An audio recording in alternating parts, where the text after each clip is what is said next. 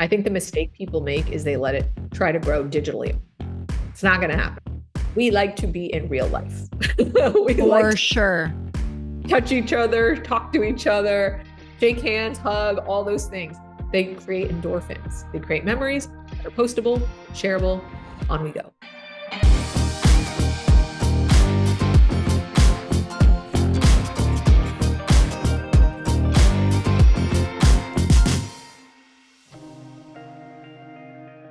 Michelle, welcome to the Earn Your Happy podcast. I'm so happy to have you on the show today.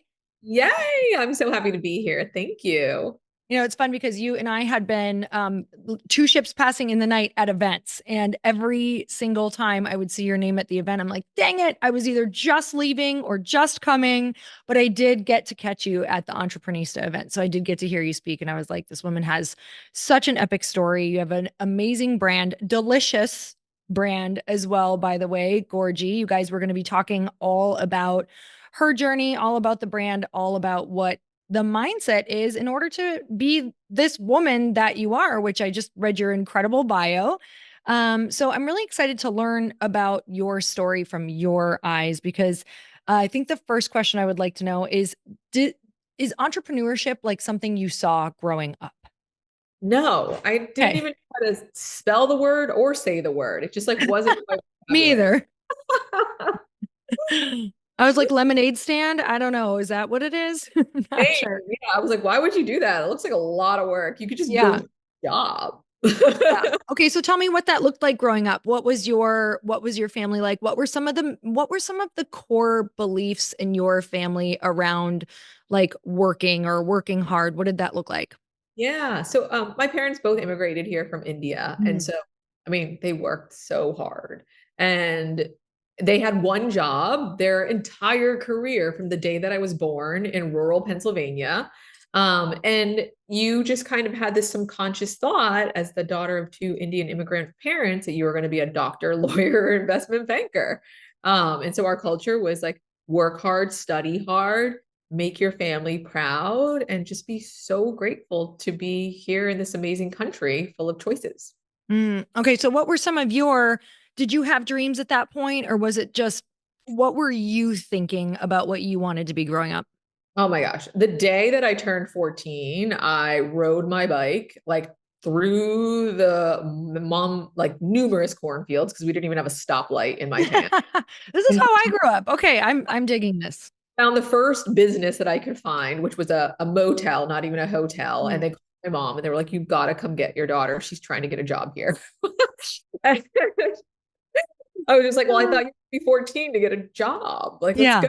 What's going on here? So I just wanted to make my own money, from the day that I could. And I would trade my lunch money for bus tickets to New York City. And I would just walk up and down Fifth Avenue. My mindset really was there was one Indian family in my town. It was mine. Mm. And brands, like looking back, were how I kind of fit into the community. They were wearing Calvin Klein. I was like, let's go to TJ Maxx and load up. Right. And Yep. so that was like the storyline of me growing up was like, how can I feel and look like everybody else? Which is really hard when you don't. Mm-hmm. Mm-hmm. Luckily, the tables turned on that, come 25, but Yeah. it took 25 years to figure that out. Mm. Okay, so tell me about what were some of the beliefs that you had growing up or heard growing up that you have had to break in order to do what you've done in business? Yeah. I would say the first rule that I broke is there is no playbook Mm. and there is no set course. I grew up thinking, okay, go to college after you get straight A's, get a really good job that you have forever, be married with two kids by 27. Mm.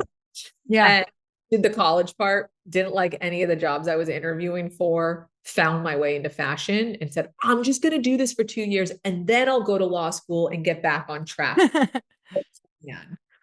I literally went to law school for 2 weeks and called my dad and was like, I just want to go back to fashion. That's where I'm happy. Like, shocking. Mm. Found something that I love to do, but it wasn't part of the plan. And I think like anytime I went against the Mm. plan, I say one day I'm going to write a book called Living in Beta. every time I lived in beta and tried something I wasn't supposed to, I loved it. Mm. That got me to where I am today. Every choice that I made that was against the grain was the right one. Every time I tried to move with the grain, I tried so hard and wanted it to happen.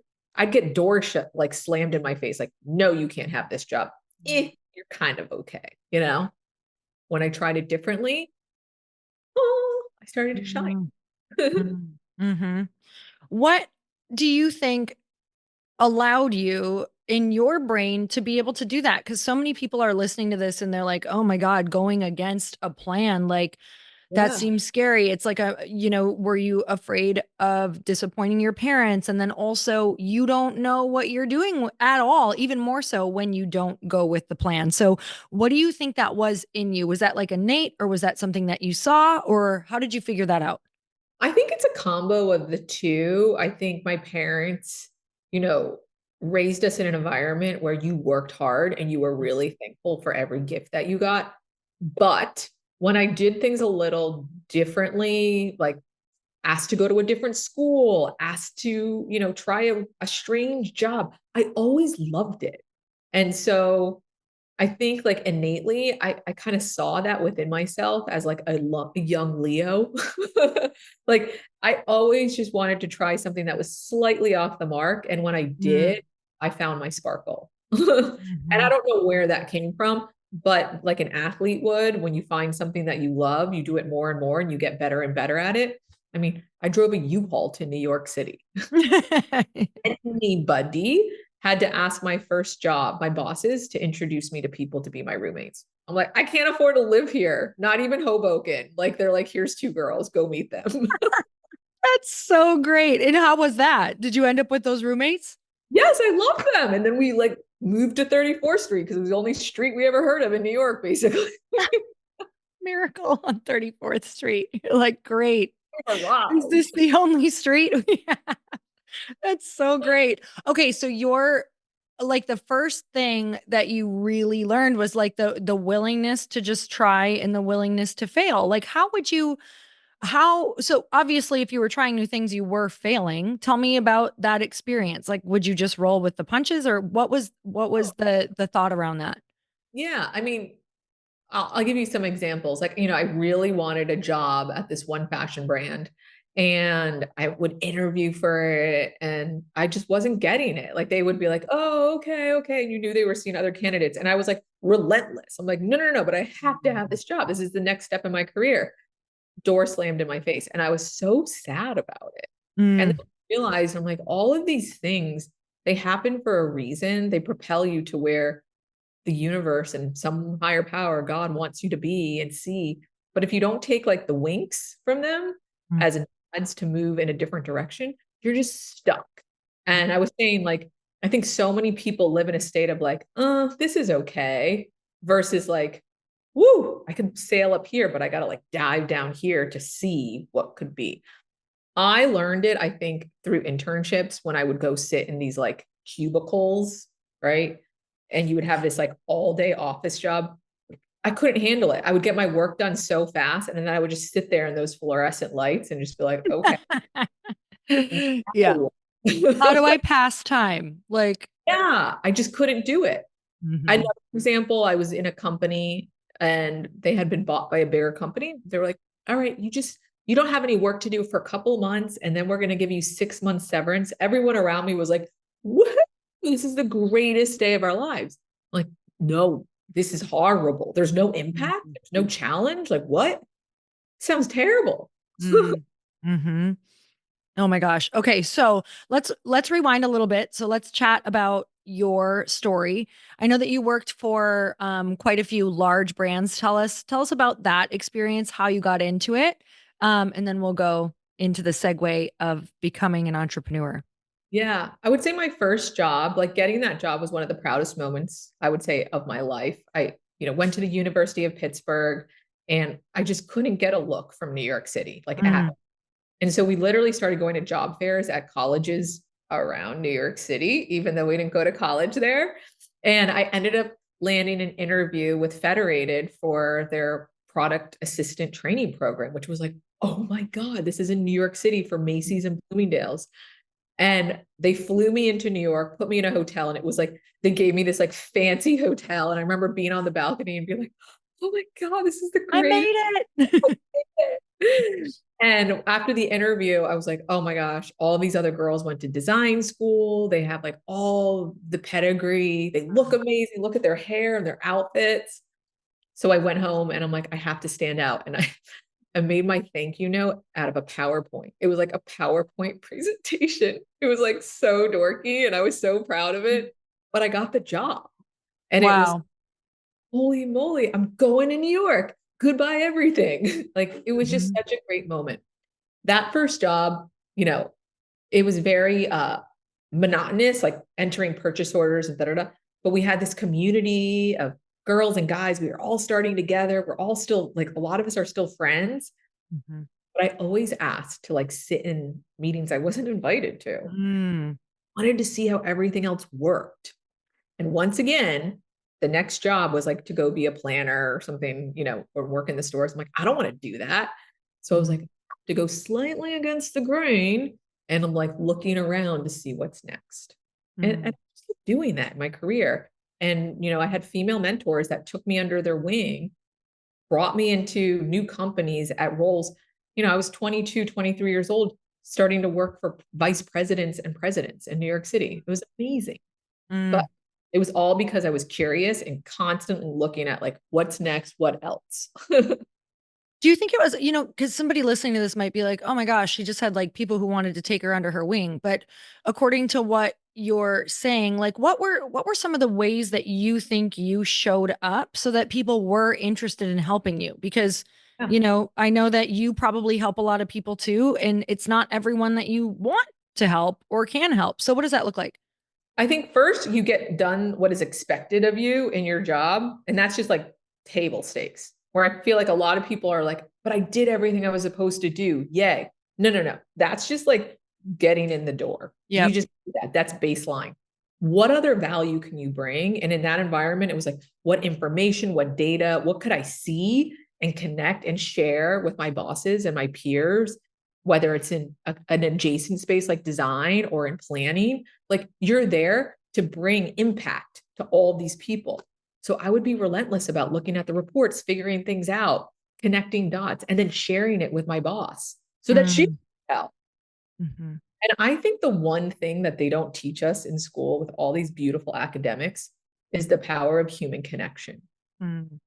You need to have that first impression, look people in the eyes, remember amazing things about them, and constantly nurture that relationship. And that, frankly, that was a lot of it too. People enjoyed the information I was sharing and the energy that I would bring to a situation. Mhm. I love that you share that because I think that it's really easy for people, especially now, to just be like, oh, I'm not getting picked. And there's so many reasons to that because like you said, just getting the work done is you're still blending in with everybody. It's those people who I know in my life, and especially even in the past when I've, been able to get mentored or excel at something, it's always because of what you said. Like it's always thinking through the lens of how can I add more value to this person? Like, how could I be irreplaceable to this company or these people? And Yeah. it's actually not as hard as people would think. Like, and if you and what I'm hearing from your story that I love so much is like you find joy in it. Like you find joy in excelling and doing the work. Love it, right? Like you have, and I think that's where entrepreneurs like really thrive is we're so proud of the impact that we can create. And we don't see problems in the world, we see puzzles. And we're like, we solved it. Or like, let's go solve it together. Yeah, totally.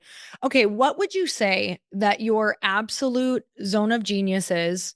Maybe there's a couple of them. And then what would you say you're not good at that you need to always delegate? Yeah, I would say, brand building and bringing like sparkle to a category that may not be the sparkliest, Mm. right? So, I would say like bras, right? Why do women loathe bra shopping? That's so strange. It's the one category that's literally for us, and we wear them every day. Yeah, true. yet we don't love it, right? And that's what Lively was about. Like, how can I make this category celebrated and fun and attainable, and like one that we want to post on Instagram that's not just about being provocative, but just being us, right? Same thing with energy drinks. Like, why can't energy drinks be like fashionable and fun? And people are like, why does Gorgie have a magazine? I'm like, why not? Right. So I think like going beyond with things that are interesting to humans across the board and making that fit into the category that you're in is like where my sweet spot lies. And I do that by building community before building the brand, which I love. The things that I'm not great at, I would say, is the monotony. Like when things are very static, I get really antsy. I love to build, and I think that piece is what I love of entrepreneurship, especially from the beginning, where you go from something that is like on a cork board and your iPhone to then all of a sudden millions of cans are in the world and, people are starting their day with. I think hiring and building teams is really hard and I enjoy it, but I also get like terrified. I'm like, are they happy? Am I a good leader? Are they learning? Like that stuff at night. I put a lot of pressure on myself on the fact that like I built a company and I hired these people. They better be happy and having a great family life, personal life, just like I am. So how did you start figuring that out? Because somebody listening who's new might be like, well, I feel like I'm stuck in everything right now, right? Like I know even for me, like I understand delegating and finding people who are better than you, but in the beginning, it's like it's almost like you kind of have to have your hands in everything in the very beginning to understand it. So what would you say to that person? And also, how quickly should you get out of kind of like the daily grind of everything? Right. I would say in the beginning, you're in the thick of all of it because you're building the personality and the persona of what you want out in the world. And that's so fair. I think for Lively, my first company, I was in it too long. I was just approving every caption, tag, image, grid, all of it. And I think that slowed the company down versus with Gorgie, I like let that go after probably 6 months and was like, okay, I found people that I trust to take that on. And I can kind of make sure that we're creating consistency and conciseness. But I can't be approving everything. Otherwise I'll slow it down. And I think you have to be really comfortable with people sink and swimming. And when they sink, you got to let them know like, hey, I just wouldn't have posted that. And that's okay. We can take it down and we can change it. But that's the part that I used to struggle with was like, I never wanted to correct people. Now you just kind of have to, right? And be comfortable letting them know that that will happen, but that's okay. Because 99% of the time, I trust you. Yeah. Yeah. And it's an interesting place because I think, even when I was working for people in the past, it was like I wanted to know if I was doing the job well. So actually, if we can come from that mindset and everything is like, okay, well, even if I get corrected, that's actually great because now I know what to do more of, what to do less of. So it's hard to tell people, right? It's hard for me to tell people too, but at the same time, I'm like, hey, just because, we want to like be even more clear with this brand, here's what I would like to see. Yes. And I think your point about I try to more often tell people when I love something versus just like, hey, I would change this. More so I'm like, whoa, love this, more of this. Also, this is incredible. Wow. Hello, team. Amazing. So what would you say is like the biggest challenge for you right now in what you're doing? Is there something that you're working on that just feels really big? Yeah, I mean, I think growth and like how much you want to grow, like setting your own bar for your company, I think is really hard, right? Like when you're in a public company, you're like 4% growth, 10% growth, let's get after it. When you're a startup and we've already tripled last year, you're like, are we going to quadruple? Are we going to go for a 5Xer? Like, what do we want to do? More Yeah. important, what do we want to do next year? And when you're planning that type of bar, you know, there's the way to think about it where like, don't plan the bar too high because you want to overachieve. But then you're like, no, like, let's go for gold. So that's mentality as the company is growing is a more and more expensive decision. Mm, More growth, the more people, the more marketing, the more inventory, the more, and you can get caught in the mix. So finding mm, that sweet spot and creating the agility to stretch for more when the light shines is currently what keeps me up at night. mm. That's so interesting. You know, in the beginning of this company, I was like, it was crazy to me because even though I did it with other things, it felt like there was so much more on the line because exactly what you said. Like in our, with digital products and things like that, you don't necessarily require as much staff when you even Right. want to like grow. But with a physical product, it's like a whole other game. Just Yeah. like picking a number from thin air and being like, is this sustainable? Can we actually do it? What does this look like in the future? That Yeah. is mine. It's still mind boggling to me. And there's so many fixed assets, and then like they're variables, but are they like people and team? Like there's just so many layers to it. And I enjoy it and love it, but I also take it so seriously. Like last night at like 10:30, my husband came in. He goes, "You got to stop thinking about it." Mhm. I'm like, right. You're like, how? Yeah, I'll be up in the middle of the night.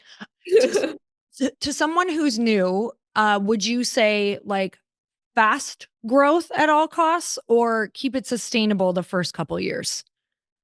I live in an organized chaos. Mm, Um, so I really believe in responsible growth. Like cash is king, right? And so like as an entrepreneur and a CEO, you can make clear decisions when you have cash in the bank. When you don't, then you start to feel vulnerable and mhm, you kind of go off the mark a little bit for me, right? So I do like to grow and I like to grow quickly, but I like to grow responsibly, meaning like I mm, know my team is going to be paid for the next year and so forth. mhm. Is that something that you like to like looking ahead for the year? Like, hey, I always want to make sure we have 1 year of runway for this. I think people are our greatest asset. And so Mhm. I always want to think about them, obviously brand integrity and making sure we're making something that's incredible for the consumer and the world. And then how do we light it up? Mhm. Okay, let's go back. Let's go back to kind of the beginning of Gorgie. And I know that you had done this for other brands, but let's talk about, what you created and then also how did you decide what it was going to be? And I want to dive into messaging as well. So let's talk about Gorgie first. What is it? Yeah, so Gorgie is an energy meets wellness drink, really transitioning what the energy category could be in the day-to-day of society. Hmm. Did you drink energy drinks before this? Were you just like, "Ooh, I don't like these," or what made you want to do it? No, I was like such a coffee girl. Like I have a coffee bar in my bedroom, coffee Oh, girl, love right? you for that. Love you for that.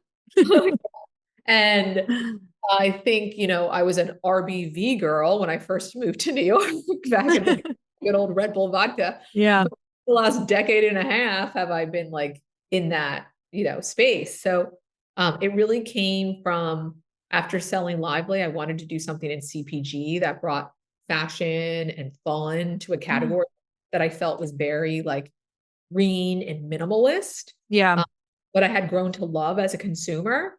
And so I was like, wow, but I made something sizzly in this category. What could that be?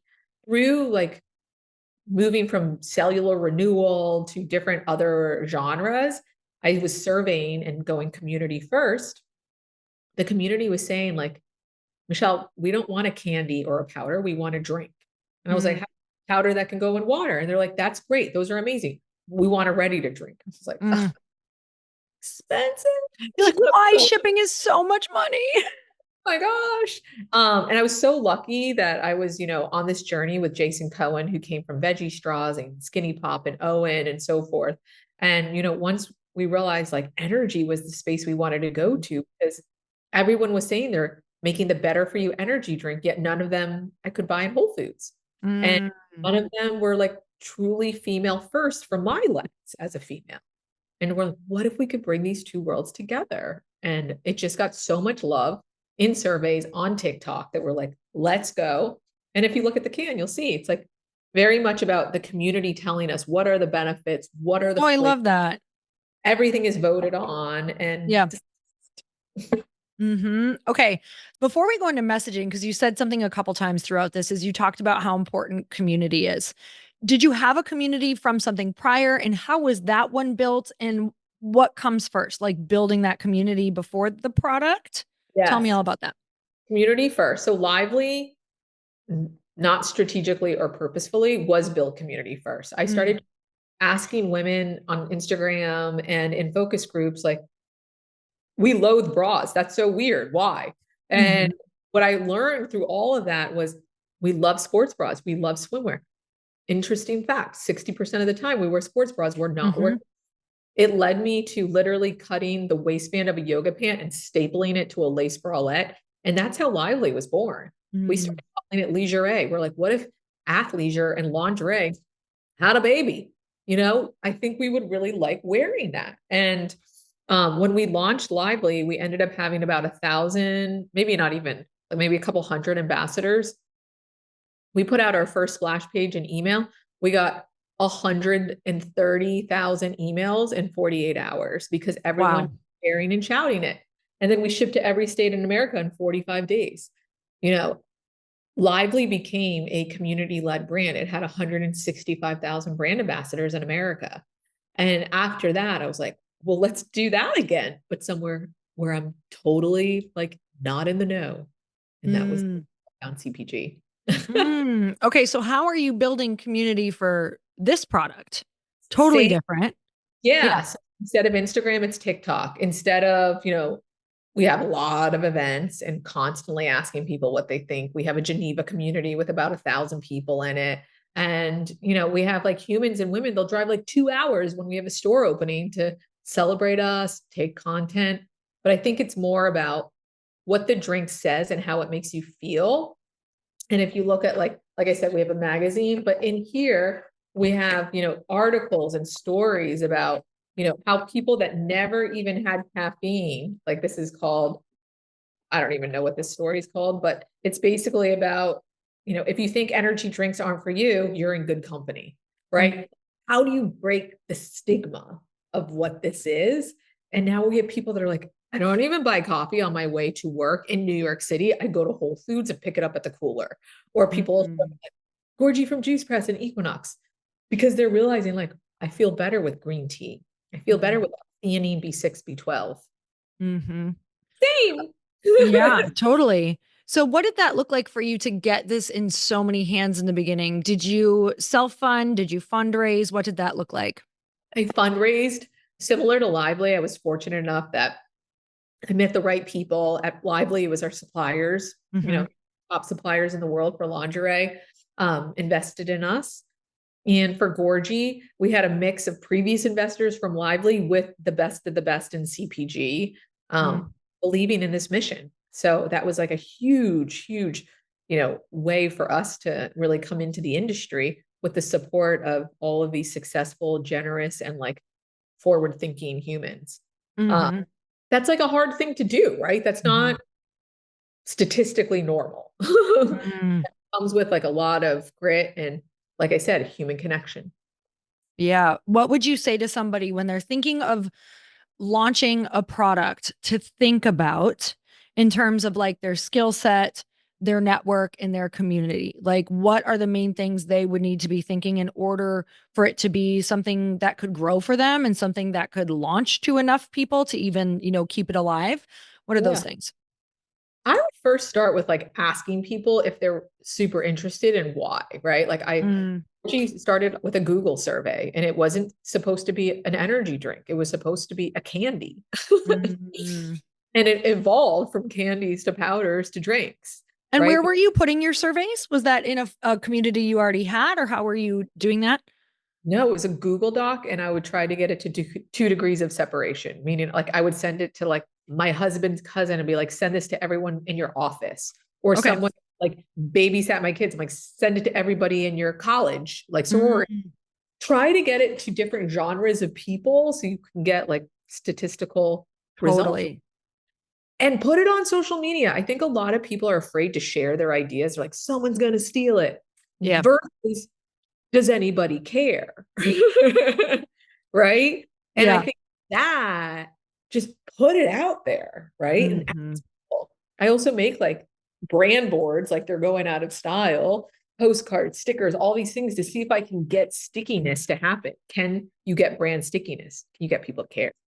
Mm. Yeah, the thing about, we did a ton of surveys for our product too, and I wasn't concerned about people taking the idea because I was like, do you know how hard it is to even get something started? I was like, okay, if you take this idea, go you. Like, Get it. Go get it. Anyone can make a website. Can anyone make a product, market the product, sell the product, yes. follow up with the customer, and make sure everything feels good? Harder. Much, much harder. Okay, let's talk about like finding that or like really honing in on your ideal client and getting clear on the messaging. What did that look like? Yeah. So, as an entrepreneur that wants to do something like, I think big and Hmm. grow, you want to go in a space that is, in my opinion, multi-million, ideally for me, multi-billion. Okay. And I love categories that have legacy brands that are leaders with sincere market share, but maybe aren't on the cusp of to where society is, right? And so Red Bull, Monster, all these amazing brands, Mm, right? Victoria's Secret, amazing brand. What's being posted on social media? The same? Not the same. And so, mm, like, how can you think about bridging that disconnect? That's where I like to build brands, mm-hmm. right? Like, and I want to make an energy drink that society's going to be really excited about. Well, there's probably three things that it needs. It needs to be a can that's postable, like a beauty product. Mm-hmm. It needs to be dual gender, no more by women for all. And it obviously needs to be better for you. Mm, mm, And, I think playing in that space and deciding the hierarchy in which you want to own those messages is really hard, but really critical. mm, And I would say the last thing that's important to me is that it's attainable, mm, that all these benefits, all of these like amazing ways to make it more relevant, America can still afford it. mm, Lively with $35 bras didn't matter if it was a lace bralette or a push-up, cost me different, cost you the same. mm-hmm. And Gorgie's the same story. You want better energy, you want to feel better throughout the day, you can also get it for $2.99. You really think about the pricing of the product first, and also like you probably back into it with your margins and all that fun stuff to see what you're capable of doing. Yeah, Yeah. that's And out the gate, what Gorgie cost for a case versus today, you're talking 2.5x. Mhm. So you Yeah. know that you can get there, but you don't want to make your consumer pay for it up front, ideally. Hence why I raise money first. Yeah. That's so smart. I think, in the beginning when people are really excited, I know something that I did that we're having to kind of like rethink right now is you are like, well, I want to create this product and I want it to be the best. So you do all these premium ingredients and packaging, and all of a sudden you have something that people can't buy because you've priced yourself out of like, any realm where people understand why they would pay for that much, even though people say they want the best product, they can't afford the best product. So it's trying to figure out how to not have to put everything in a product and get really clear on that messaging. That's a whole other thing. Yeah. And is it scalable? Are the Mhm. ingredients scalable? Like Lively, we end up having, basically factories dedicated to us, but we were really clear that we had two base fabrics. And that was it. And you can mix and match it across 72 styles, 2,200 SKUs because you had that many sizes, of course. Mhm. There's so many amazing ingredients and sweeteners and all these different things you can use, but are they scalable? Yeah. This is stuff you absolutely do not think about unless you are talking to people who have been in it for a long time, or you're like, you've been in it for a little while, or I think it's one of the most important things you can do is understand if your product is scalable from the beginning, and then getting re-excited about a new product that Yeah. could be maybe like amazing in a different way, or maybe it has less ingredients. And let me just tell you, that's even something that's great for marketing, is like sometimes less is actually more because it's a more clear message. Always. Yeah. I would say the other thing too, I think for anyone that's building in, if they're in New York or at LA, sometimes you build for your neighborhood, right? Mm, And you could be building a product for the crowd of New York City. You could be building a product for the crowd of LA. is it a product for America? And if you want it to scale, right? Mm, Growing in the D2C environment, you saw a lot of amazing brands that would grow and then cap out because middle America didn't connect with it or couldn't afford it. And so totally. we really like to build brands from the middle out. Yeah, that's so true. I mean, I'm originally from the Midwest, and it's funny that there are so many things I see where I'm like, oh, that is such a coastal thing. Like, that's only gonna stay right here. Like, nobody gets the sea moss, you guys. Like, we when I go back to the Midwest, it's so funny. We boat a lot in the summer, and like truly comments are like, oh, let's bottle this up and sell it to Californians, like the algae in the water. Because Totally. it's such No a paper. different mentality there that I think that that's genius going. If you, dependent upon what you really want to do with your company, those are such important questions to ask, and hence your surveys and all the things like that are huge. Yes. Yeah. Okay, so tell me, you've built had huge ambassador programs included in a lot of what you do, and really using it looks like, ambassadors, influencers, all the things. Tell me how those programs work and how you got them started. Yeah, I would say for Gorgie, we really think about it in different buckets, right? We have, humans that we connect with just by interacting on social media. We never let a DM go. We're constantly having, Mm, and then using those in real life moments, again, human connection to foster a relationship that can live digitally and physically. And when you spend that time that you can't measure the ROI on, unfortunately, you'll find your brand stickiness will start to propel over time. I always mm, like the first year, you should just be out there sharing and shouting your brand and cultivating a sticky community. And that's just could be a crowd of 12, 20, totally. 40. You're packing a snowball tight. And once that snowball's tight, you're going to know and you can let it roll. Mm, But that's how, in my opinion, like ambassador communities, like true communities exist. I think the mistake people make is they let it try to grow digitally. It's not going to happen. We like to be in real life. We like for to sure. touch each other, talk to each other, shake hands, hug, all those things. They create endorphins. They create memories that are postable, shareable. On we go. I love that. So, how do you get other people excited about your brand? If you're thinking in terms of, oh, there's this event coming up, how can I add value to that event and not just like pimp the brand out? How do you show up to things that adds value and not just like about the brand? Because I know even some podcasts, we'll see founder podcasts come through that I'm like, oh God, I don't want to do it because I feel like they're only going to talk about like the thing and sell the whole time. So, can you tell me how you approach that so that you've been able to create this beautiful thing that feels like a value add? I think this is going to sound a little absurd, but you go the complete opposite direction. In fact, Mm, like Lively was bras. Nobody mm. wanted to go to a bra event. Yeah. Just saying. And I remember we had our first event. We had a happy hour that we basically posted on Instagram. We're like, just come for wine and cheese, no mention of bras. And in that event, I just listened to what everyone talked about. Because Mm, that's what you do when you're with friends. And at that time, it was like Soul Cycle and arts like succulents and things like that. I was like, that's what the event should be. And so we would just go to Soul Cycle and host a happy hour there with mm, Wolfer Rosé because that's what everyone liked. Yes, it was by Lively. Were we selling the bras there? No.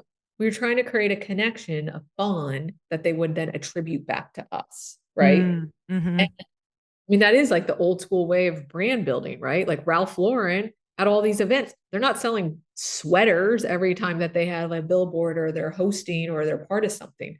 They're trying to be subconsciously a part of it. And so we Mhm, did that on a much smaller scale. And we kept doing that. Never sold the bras. Never. And people just loved coming to our events because they were mm. so. And then it got to the point where they're like, can you just have the bras there? That's when we started having pop-up stores, which actually led to our retail stores. I never even thought we needed. Mm. That The event drove us there. Okay, that's amazing. And so for people who maybe they haven't raised money or maybe they've raised a little bit of money, do you have any ideas for like how can you do this on a bit of a budget but getting into the community? Like would you just go like asking different people who own workout studios, or how would that all look? One of the best times that we did it was we went to Dallas and we made a Mhm. list of all the places that we knew, you know, based on social, people love to go. Bird Bakery, at the time it was Soul Cycle, Outdoor Voices, etc. And we went to all of those companies. And we're like, can we just like have an hour or two and we'll bring our community and drive traffic to your store and da da da.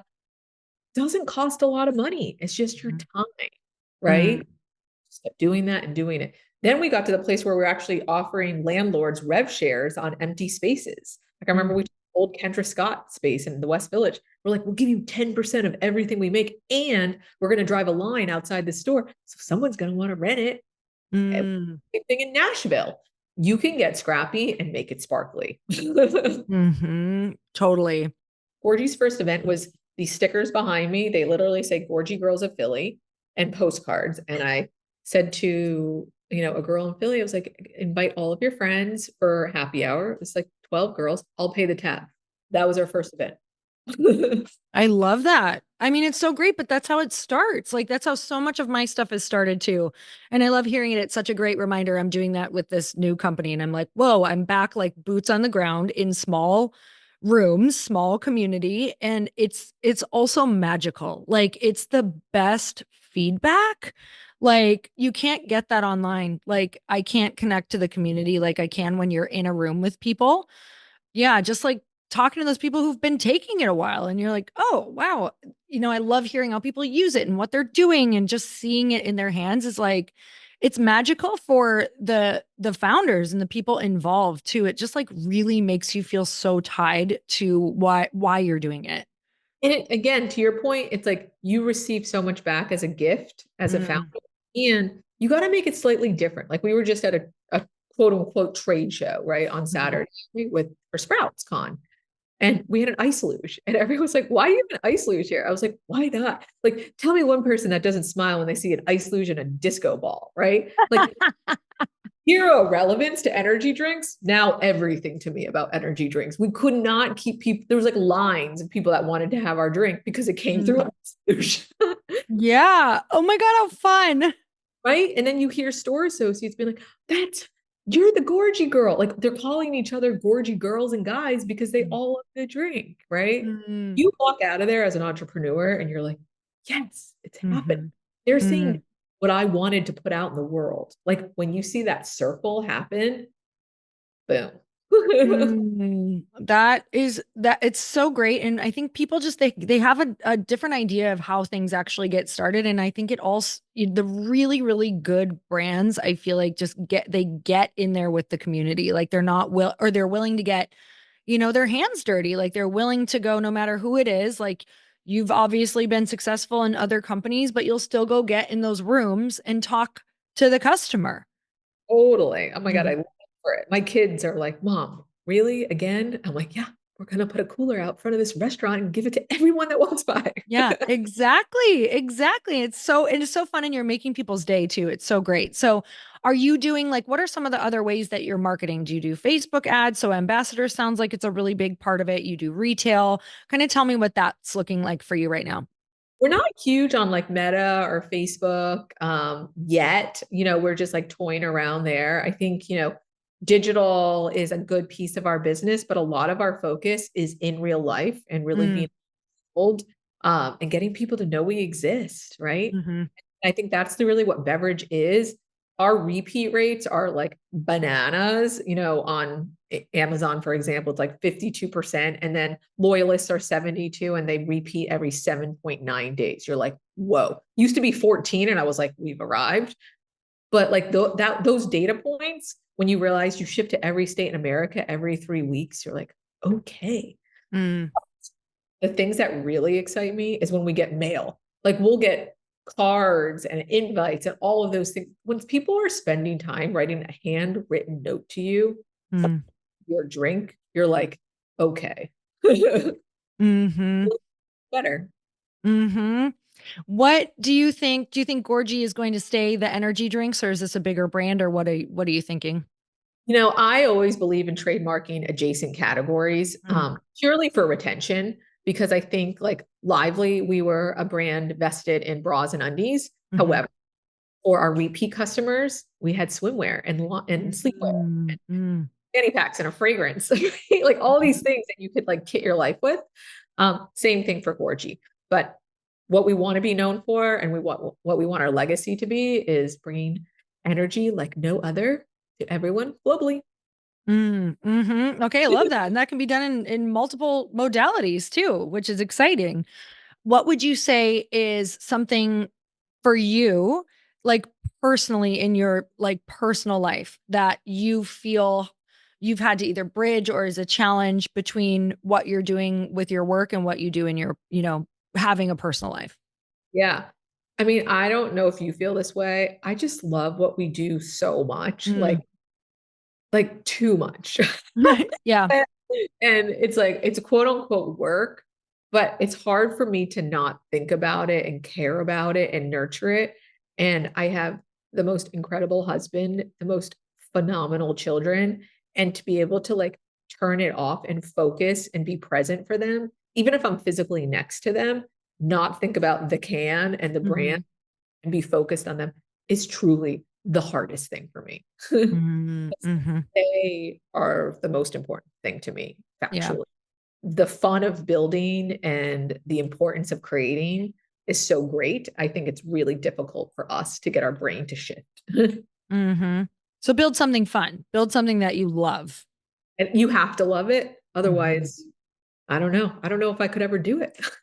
Mhm. I know. I know. I have to love it. And I have to, for me, especially with a consumable too, I have to be the person who drinks it every day, like, or who Yes, consumes it every single day. Like, when we were thinking of what we were making, and probably for you too, it was like, no, I have, like, this has to be a part of me so that it feels natural for me to market it because I'm doing it every single day.